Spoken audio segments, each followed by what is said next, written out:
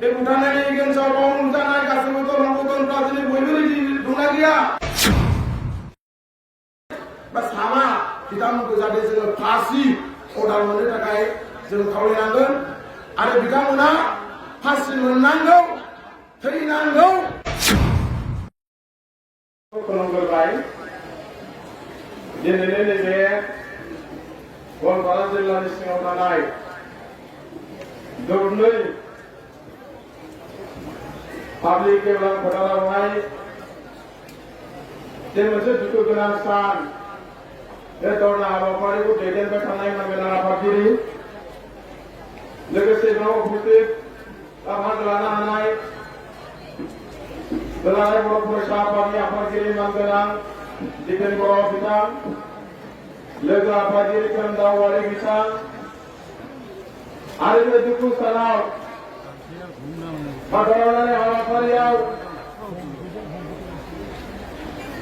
बयबो बाहागो लाफैनो हानाय मोनफ्रोमबो दरं गौथमनि दैदेनगिरि सिबिजाथाव नोंथांमोन आरो बे हाबाफारियाव बाहागो लाफैनो हानाय साफ्रोमबो रायजो राजा नोंथांमोन जोबोद दुखुनांथाव बाथ्रा बोथोरा गाज्रिब्लाबो दिनै नोंथांमोना बेवहाय बाहागो लाफैदों खारना मा आं बेखौनो सोंगोन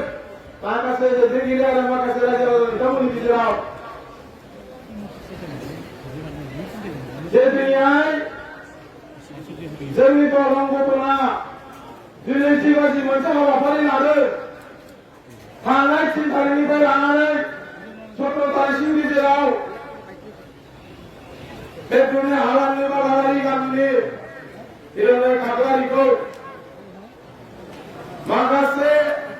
मुस्लिम हारिनि दुथां आखुनि नखरफ्रा बेबायदि सानै बर' सिख्लाखौ रेप खालामदों आरो बेनि उनावहाय रेप खालामनायनि गेजेरजों सावरायनो थांनाय हिर'नमय खाख्लारिखौ दिनै जिबायदि अयथासार दिनै दाख्लैफोरनानै बुथारदों बे बुथारनायनि गेजेराव बावनो जानाय गासैबो दलंफोरा दिनै बयबो दंना गैया जुदि बयबो रेडि दंबा बयबो आखाइ खर आरामनिफ्राय जोबजासे जों बेबायदि खौसेथि थानो हाया जों थानांगोन जों थायोब्ला जाय बे ओनसोलनि बे मोननै ओनसोलनि साथाम दुथां जेरैहाय धनबीर आली तालुकदार बाहार आली रहमान आली बिथांमोना बे ओनसोलनि दुथां नामा बिथांमोना बे ओनसोलनि दादागिरि नामा बिथांमोननि थाखाय जों दिनै रेडि जानांगोन बिथांमोनखौ जों मालाबाबो बेफोरबायदिनिफ्राय जों खाबु होनो हानाय नङा बिथांमोनखौ जुदि जों बेबायदि खाबु होनांगौ जायोब्ला फैगासिनो थासारियाव बिथांमोना बिनिफ्राय आरो गाज्रिसिन हाबा मावनो हागौ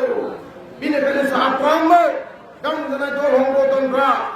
दिनै जिबायदि लैहोर लैहोर ओंखारबोदों जोबजासे मावदिनि जों बिथांमोनखौ फासि होगासिनो जों खामानि मावनो थाखाय रेडि जानांगोन आं दिनै बेखौ नैबे मन्चनि गेजेरजों नोंथांमोनखौ खावलायदों जोबथायनाय आं बारा बुंनो सानाखै आसामनि चिफ मिनिस्टार नांगोनां डक्टर हिमन्त शर्मा सार आसामनि डिजिपि आइजिपि दिनै बिथांमोना नैबे जोंनि जिखिनि आरज दिनैनि जिखिनि हाबाफारि बे हाबाफारिनि गासैबो रेसपन्सिबिलिटि जाहाथे थाबैनो एक्सन लायो आरो बिथांखौ फार्स्ट ट्रेकआव लांनानै बिथांखौ थाबैनो बे साथाम दुथांखौ आरो लोगोसे सानै उननिफ्राय थानानै जितु सुग्रा बिथांमोनखौबो एखे लोगोनो बे साबा दायनिगिरिखौ फासि होनांगौ बेखौहाय दिनै जों इउनाइटेड फ्रन्ट एक्सएनडिनिफ्राय गोख्रों रावजों बुंदों दाख्लैबो आं बुंलांदों हिर'नाय खाख्लारिनि सिगांनो आं बुंदों जुदि मोनफ्रोमबो दलंफोरा जुदि गोराब्ला बेवहाय जों एक्सएनडि इउनाइटेड फ्रन्ट हिसाबै जों दिनै रेडि मोनफ्रोमबो समाव जों बाहागो लानानै जोंनि जाथि जनगोष्ठीखौ जों रैखा खालामनांगोन बेनि थाखायनो दिनै जों बाहाय क'क्राझारनि फैनानैब्लाबो दिनै जों एक्सएनडि बारबोनाय दैफ्रा दिनै बेयाव सापर्ट खालामदों मानो जोंबो सासे दिनै बे समाव आखायाव लादोंब्लाबो दिनै जों मोनसे डिसप्लेन जाबाय जों पाब्लिक जाबाय समाजनि जाथिनि जुदि माबाफोर उसुबिदा जादोंब्ला जोंहा बेवहाय माथो होनो हानाय मोनसे अधिकार फैबाय जोंनि डिसप्लेन जाखांनायनि उनाव दिनै जों पाब्लिक जाबाय जोङो समस्याखौ समाधान खालामलांफानो थाखाय जों दिनै रेडि जोबथानायावहाय आसाम सरकारखौ आं दिनै खावलायगोन हिरण्मय ठाकुरारि थैनायनि मुङावहाय 20निफ्राय 30 लाख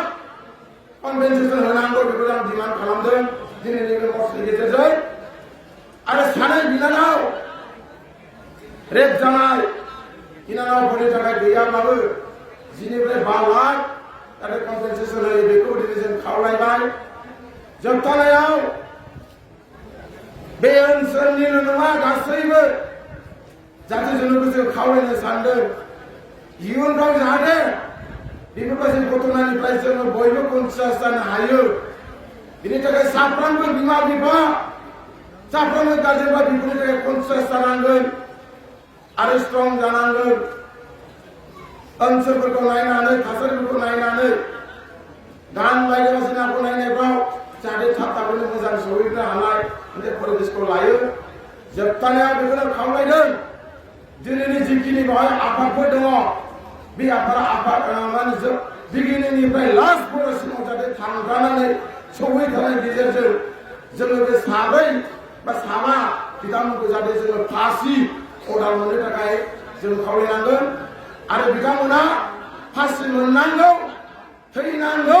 बेखिनिखौ दिनै जोङो मिडियाफोराव एक्सननिफ्राय खावलायनाय थाबाय जोबथारनायाव फिन आङो अनेक सिबिनाय बावनानै आंनि बुंनायखौ बेखिनि दोनथ'बाय थेंक इउ